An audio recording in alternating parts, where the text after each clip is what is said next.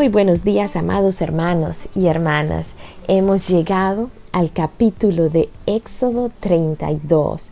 Creo que este es uno de los pasajes que más podemos recordar sobre esas películas que quizás todos hemos visto de Moisés y los 10 mandamientos. Éxodo 32 viene a revelar esa condición espiritual del corazón de los israelitas en este momento, pero también nosotros nos podemos relacionar a esta historia y a este acontecimiento. El Señor estaba brindando la ley a Moisés allá en la cima del monte Sinaí. Le estaba dando las instrucciones sobre el tabernáculo. Recordemos que unos días antes, en Éxodo 19, el Señor había hablado a Moisés y Moisés al pueblo acerca de las leyes, y todo el pueblo respondió a una y dijeron: todo lo que Jehová ha dicho haremos. Sin embargo, esto fue rápidamente olvidado. En Éxodo 32, el pueblo comenzó a inquietarse porque Moisés tardaba en descender del monte. Y inmediatamente ellos se acercan a Aarón y le dicen: levántate, haznos dioses que vayan delante de nosotros, porque a este Moisés, el varón que nos sacó de la tierra de Egipto, no sabemos lo que le ha acontecido. El corazón de ellos comenzó a inquietarse, se les olvidó todo lo que Dios había hecho, se les olvidó que Dios los había sacado con mano poderosa de Egipto, se les olvidó que habían pasado por el Mar Rojo, de cómo el Señor, por cada desierto que pasaron, el desierto de Shur, el de Refidim, el de Sin, el Señor les había proporcionado todo lo que tenían necesidad: agua, maná, codornices. El Señor los había protegido durante estos días en el desierto, y ahora ellos estaban desesperados, ya no tenían la paciencia de estar expectantes, que es lo que Dios estaba diciendo a Moisés, que requería que ellos también lo supieran. Se olvidaron, dieron la vuelta y enfocaron sus afectos de nuevo a lo que estaban ellos esclavizados, aquello que habían aprendido estando esclavos en Egipto. Vino a su mente, vinieron esos dioses, esas imágenes a las cuales ellos estaban acostumbrados a enfocar su mirada, y pidieron fabricar un Dios. Y uno se pone a pensar: ¿cómo puede ser? ¿Cómo puede ser que un Dios fabricado con materiales de la tierra, con manos humanas, puede venir a representar algo importante en la vida de alguien? Si es un Dios creado con manos humanas, teniendo ellos el contraste del Dios que los había sacado con mano poderosa, que, como él mismo dijo antes, que sobre alas de águila los había atraído a él para poderlos llevar a la libertad de adorarle.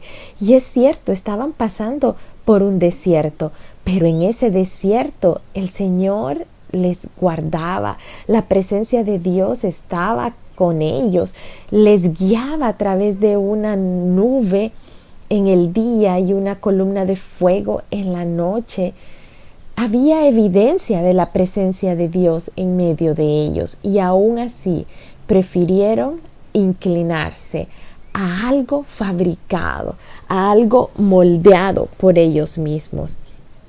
Y esto, otra vez, nos viene a recordar y nos viene a hacer reflexionar a nosotros que una de las tentaciones más grandes que nosotros tenemos es querer moldear a Dios a nuestro parecer, para hacer lo que nos convenga hacer con Él, obedecerle cuando nos conviene, pero desobedecerle cuando pensamos que esto viene en contra de nuestra propia voluntad.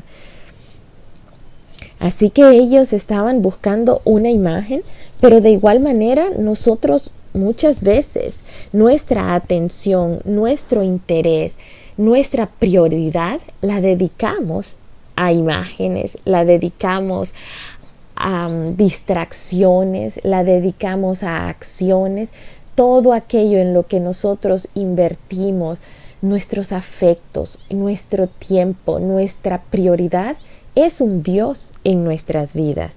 Los ídolos nos vuelven ciegos a la voluntad de Dios. Y ellos estaban acostumbrados a ver en Egipto a representaciones de sus dioses. Una de las representaciones más comunes era la de el dios Apis y la diosa Hathor, que eran un toro y una vaquilla. Así que para ellos fue fácil moldear a este dios al que querían seguir como un becerro. Siempre todo esto estaba acompañado de prácticas de inmoralidad sexual. Así que ellos estaban con una gran algarabía en este momento. Aarón se vio inclinado a hacer lo mismo. Y nosotros podemos pensar, pero si Aarón había estado escogido por el Señor, Moisés había hablado directamente a Aarón sobre la asignación que Dios le había dado. ¿Cómo pudo Aarón dejarse llevar y convencer por lo que este pueblo estaba diciendo? Aarón es un ejemplo de la vulnerabilidad que existe en cada uno de nosotros, de deslizarnos si nosotros no estamos diligentemente atendiendo la palabra del Señor.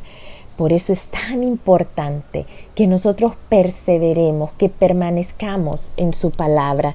Nos dice Hebreos 2:1, es necesario que con más diligencia atendamos a las cosas que hemos oído, no sea que nos deslicemos,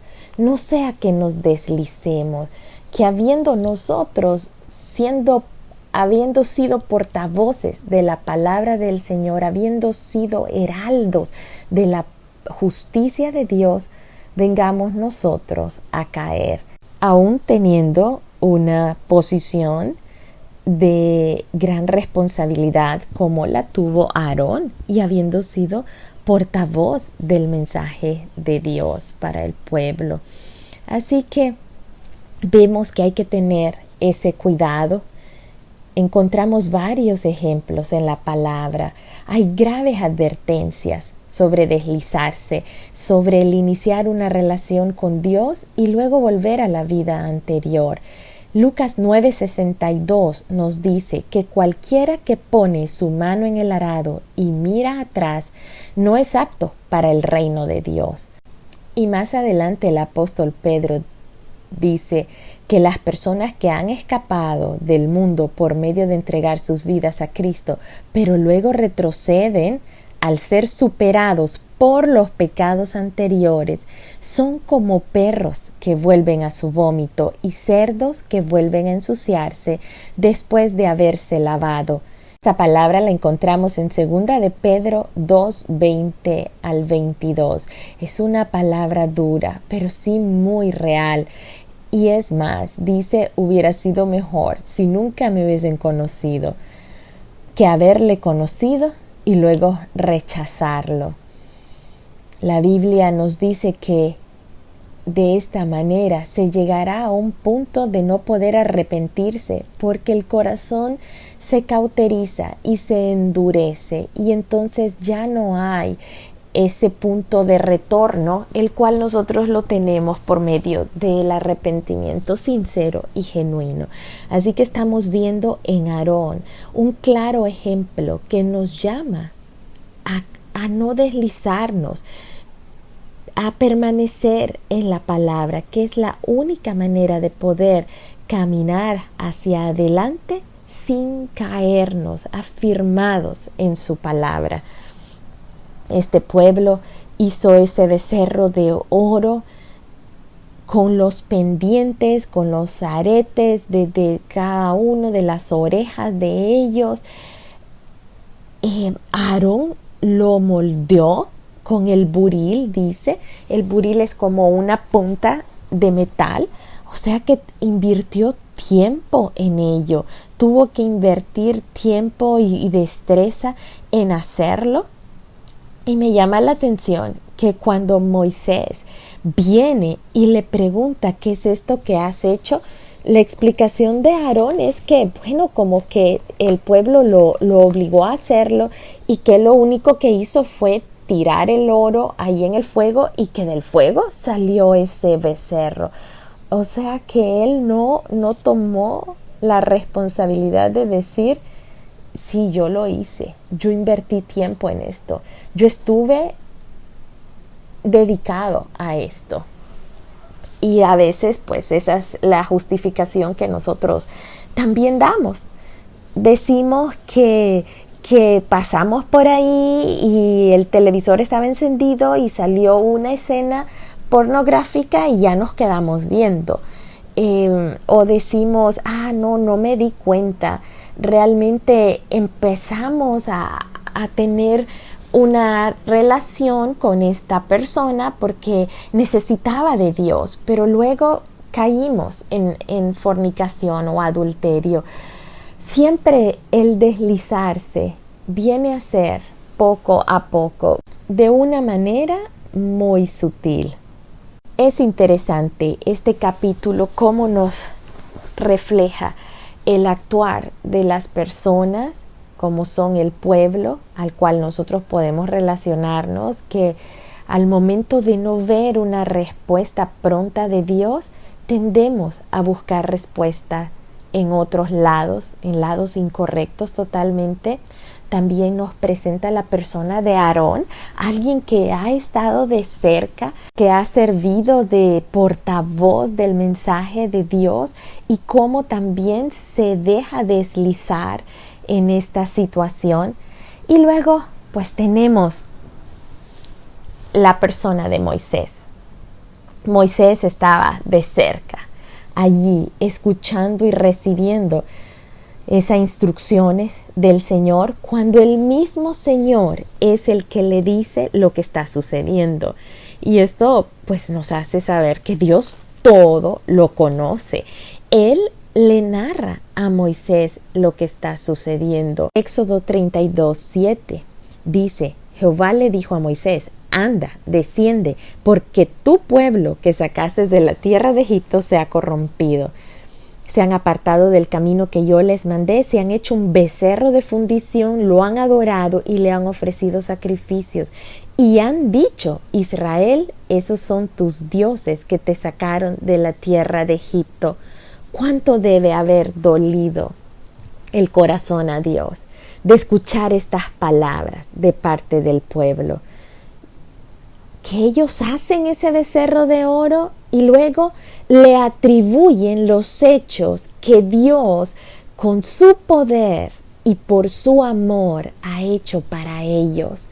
¿Pueden ustedes imaginarse cómo el corazón de Dios se sintió en este momento, que pudo escuchar que ellos dijeron, estos son tus dioses, estos te sacaron de la tierra de Egipto, atribuyéndole todo lo que el Señor había hecho? Así que el Señor le dice a Moisés, ya, yo he visto este pueblo, es un pueblo de dura cerviz, es un pueblo rebelde. Ahora pues voy a encender mi ira en ellos, los voy a consumir y de ti voy a ser una gran nación. En ese momento Moisés no ha bajado, Moisés está con Dios allí en la cima del monte Sinaí y está escuchando lo que ha sucedido y está escuchando también el juicio por la desobediencia.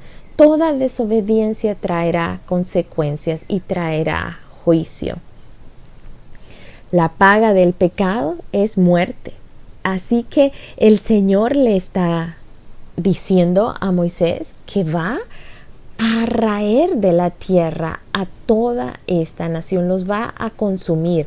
En cambio, Jael, que ha permanecido fiel, le va a hacer una gran nación. Es decir, le está prácticamente diciendo lo que le dijo a Abraham: voy a hacer de ti una gran nación, voy a levantar de ti una descendencia. Pero aquí vemos cómo Moisés, cómo el corazón de Moisés ha conocido el corazón de Dios y sabe que el plan de Dios y la promesa de Dios ha sido de manifestarse por medio de esta descendencia. Moisés es provocado ante esto que el Señor ha expresado, es provocado a interceder por el pueblo. Y aquí es un digno ejemplo a imitar de lo que el Señor quiere de cada uno de nosotros, que nosotros podamos ser intercesores a favor de las promesas de Dios, del plan de Dios. Moisés conocía el plan de Dios, él conocía los inicios de este pueblo, cómo habían sido llevados a Egipto, cómo habían sido sacados de Egipto, y a Moisés le interesó más que tener una descendencia propia, más que llegar a ser una nación grande de parte de él. A él lo que más le interesaba es que las promesas de Dios se cumpliesen, es guardar la reputación de Dios ante las naciones. Y esto es hermoso porque Moisés ciertamente puso a Dios delante de su propia conveniencia. Quizás muchos de nosotros hubieran dicho: qué bien, va a ser algo grande de mi descendencia, de mi generación. Era una tentación grande haber dicho: pues sí, Señor, la verdad que este pueblo está bien rebelde. Me han querido apedrear, han venido a mí, me han insultado cada vez que no hay agua. Este es un pueblo que realmente es como una olla de presión, no me conviene. Además que este no es mi pueblo, tú lo sacaste con furor, tú lo sacaste de la tierra de Egipto con gran poder y con mano fuerte, en realidad no fui yo. Entonces, él pudo haber dicho: pues sí, Señor, si esa es tu voluntad, haz de mí una gran nación. Pero el corazón de Moisés era un corazón que había aprendido a conocer el corazón de Dios. Y más importante que él mismo, era Dios para él. Era que las promesas de Dios, era que el Dios poderoso que había sacado a Israel se diera a conocer en las naciones y que no hicieran burla, que dijesen los egipcios: se fijan, ese Dios que sacó a Israel solo lo sacó para irlo a matar al desierto, para irlo a matar allí en los montes y para raerlo sobre la faz de la tierra. Así que Moisés habla estas palabras al Señor y le dice: no lo hagas, no arrepiéntete de este mal contra tu pueblo, acuérdate de tus promesas, acuérdate de lo que dijiste a Abraham, Isaac y a Jacob, tus siervos, a los cuales has jurado por ti mismo y les has dicho: yo multiplicaré vuestra descendencia como las estrellas del cielo y daré a vuestra descendencia toda esta tierra de que he hablado y la tomarán por heredad. Es tan importante que cada uno de nosotros conozcamos la palabra para que con esa misma palabra nosotros podamos venir a la presencia de Dios e interceder. Porque recuerden, no son ni nuestras emociones, no es ni nuestros deseos los que vienen a tener relevancia delante del Señor. Es su misma palabra.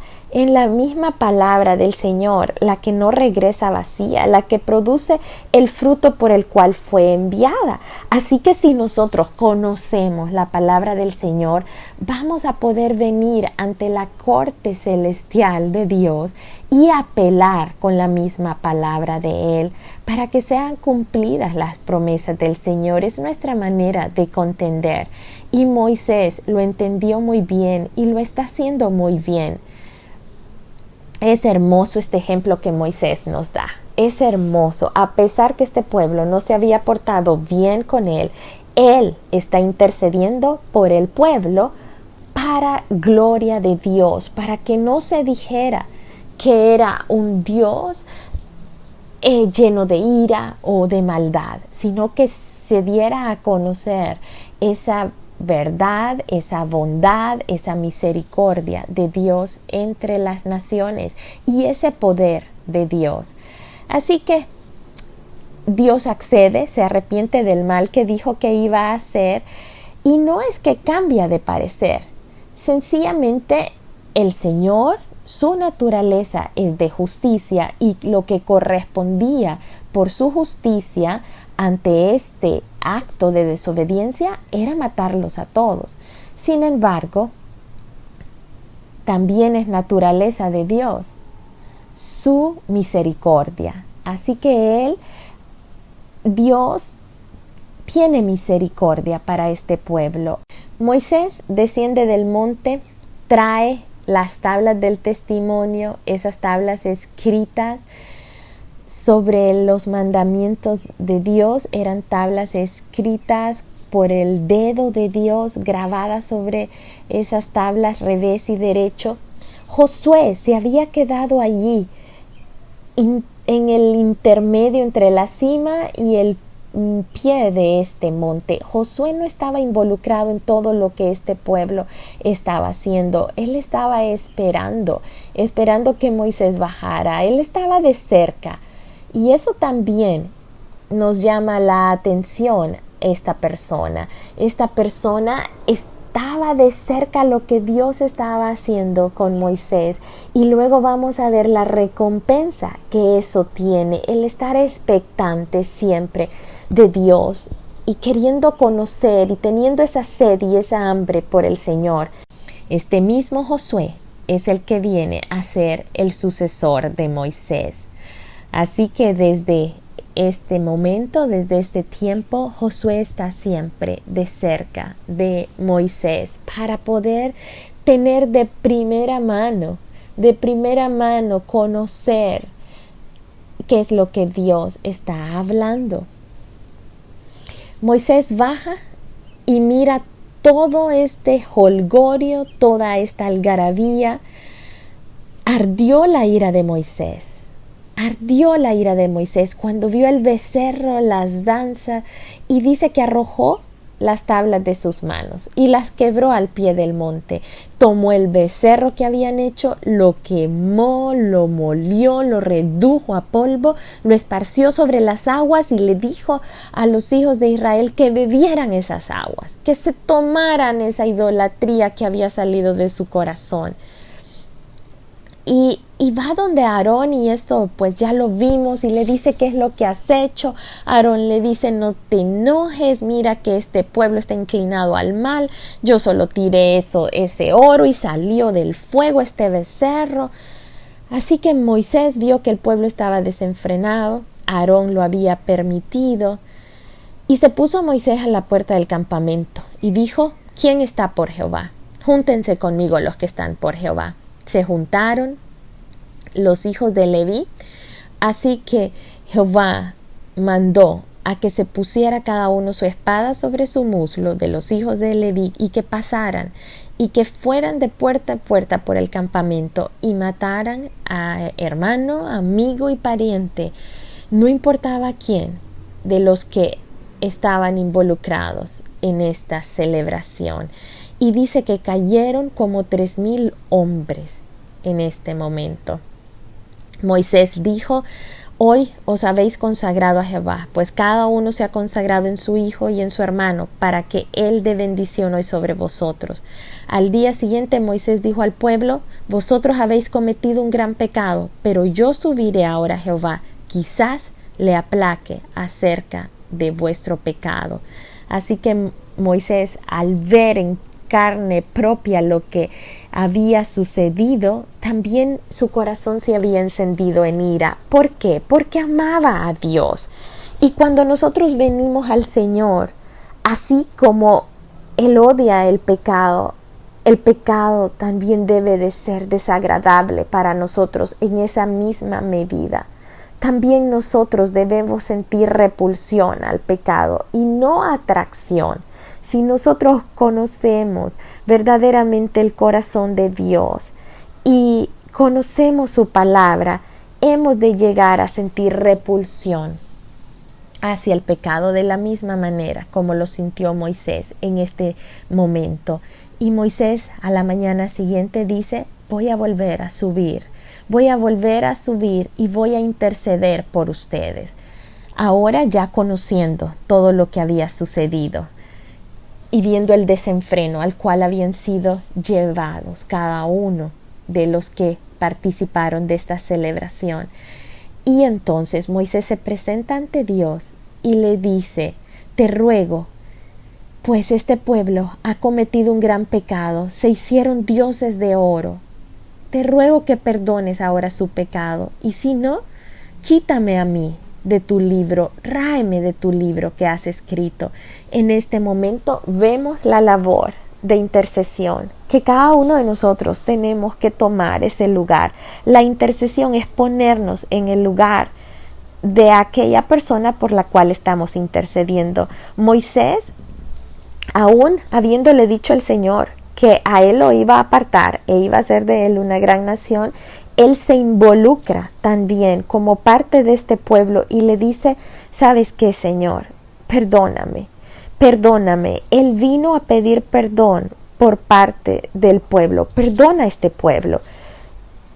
Y perdóname a mí también, porque soy parte de este pueblo. Y como soy parte de este pueblo, si no obtengo tu perdón, entonces también que las consecuencias vengan sobre mí. Eso es lo que el intercesor hace.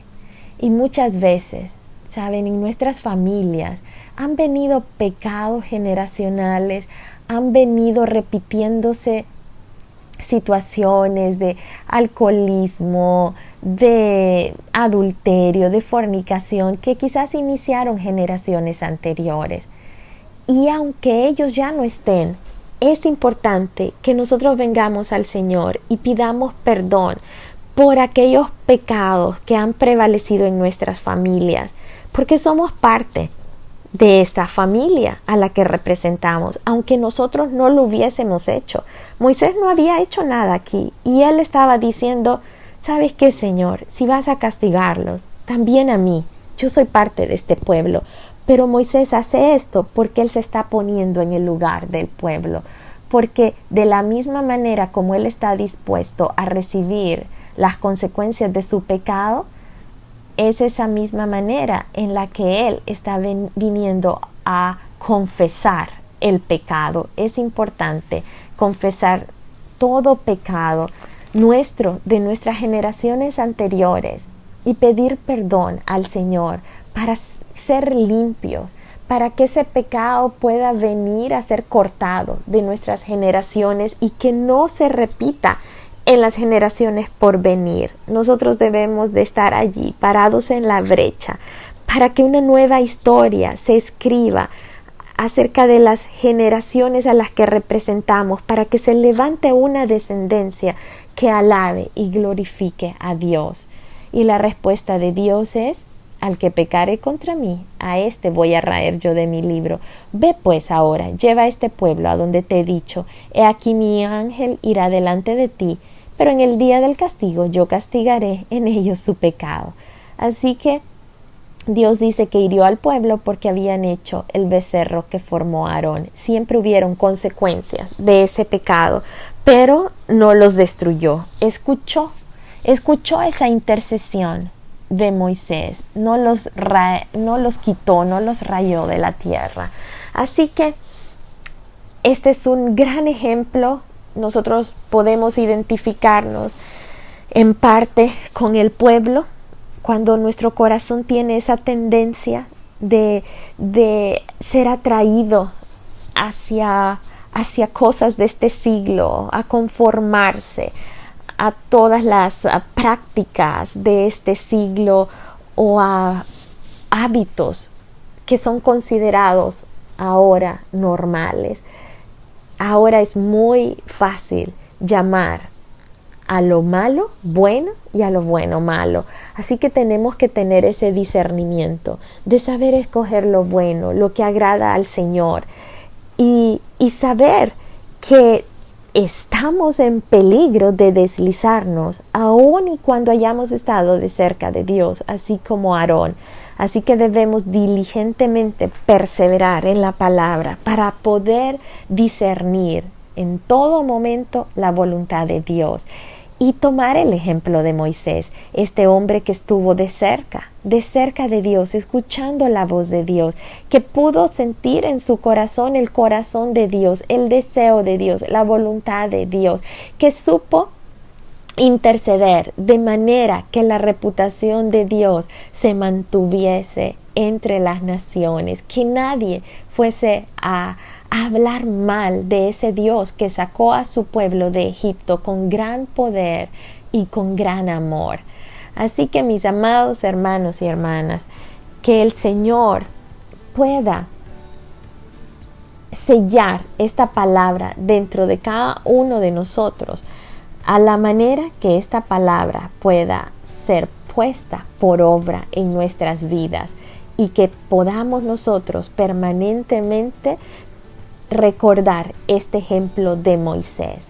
Que Dios les bendiga, mis amados hermanos. Les amo mucho. Les amo mucho.